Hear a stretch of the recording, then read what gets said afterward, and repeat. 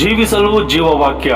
ಸಾರಯಳು ಅಬ್ರಾಮನಿಗೆ, ಯೆಹೋವನು ನನಗೆ ಮಕ್ಕಳನ್ನು ಕೊಡಲಿಲ್ಲವಷ್ಟೇ, ನೀನು ನನ್ನ ದಾಸಿಯ ಬಳಿಗೆ ಹೋಗಬೇಕು, ಒಂದು ವೇಳೆ ಅವಳ ಮೂಲಕ ನನಗೆ ಸಂತಾನವಾದೀತು ಎಂದು ಹೇಳಲು ಅಬ್ರಾಮನು ಆಕೆಯ ಮಾತಿಗೆ ಸಮ್ಮತಿಸಿದನು. ದೇವರು ಅಬ್ರಾಮನಿಗೆ, ನಿನಗೆ ಬಾಧ್ಯಸ್ಥನು ಹುಟ್ಟುವನು ಎಂದು ವಾಗ್ದಾನ ಮಾಡಿದ್ದರು. ದೇವರು ತನ್ನ ಮಾರ್ಗಕ್ಕನುಸಾರ ಆ ವಾಗ್ದಾನವನ್ನು ನೆರವೇರಿಸುವ ತನಕ ಕಾಯುವ ಬದಲು ಅಬ್ರಾಮನು ತನ್ನ ಮಾರ್ಗಕ್ಕನುಸಾರ ವಾಗ್ದಾನ ನೆರವೇರಿಸಿಕೊಳ್ಳಲು ಪ್ರಯತ್ನಿಸಿದ್ದನ್ನು ನಾವು ಇಲ್ಲಿ ನೋಡುತ್ತೇವೆ. ಅಬ್ರಾಮನು ದೇವರ ಸ್ವರಕ್ಕಾಗಿ ಕಾಯುವ ಬದಲು ಆತನು ತನ್ನ ಹೆಂಡತಿಯ ಮಾತುಗಳ ಪ್ರಕಾರ ನಡೆದುಕೊಳ್ಳುತ್ತಾನೆ. ಇದರ ಪರಿಣಾಮಗಳು ಅಬ್ರಾಮ ಮತ್ತು ಸಾರಯಳಿಗೆ ಬಹಳ ದುಃಖಕರವಾಗಿದ್ದವು ಮತ್ತು ಪಶ್ಚಿಮ ಏಷ್ಯಾದ ಚರಿತ್ರೆಯು ಬಹಳವಾಗಿ ಬಾಧಿಸಲ್ಪಟ್ಟಿತು. ಅಬ್ರಾಮ ಮತ್ತು ಹಾಗರಳಿಗೆ ಇಷ್ಮಾಯೇಲನು ಜನಿಸಿದನು. ಇವನು ಅರಬ್ಬರ 12 ಕುಲಗಳಿಗೆ ಮೂಲ ಜನಕನಾಗಿದ್ದಾನೆ. ಇಷ್ಮಾಯೇಲನ ಮತ್ತು ಇಸಾಕನ ಬಾಧ್ಯಸ್ಥರು ಇಂದಿನ ತನಕ ಒಬ್ಬರನ್ನೊಬ್ಬರು ವಿರೋಧಿಸುವವರಾಗಿದ್ದಾರೆ. ದೇವರ ವಾಗ್ದಾನ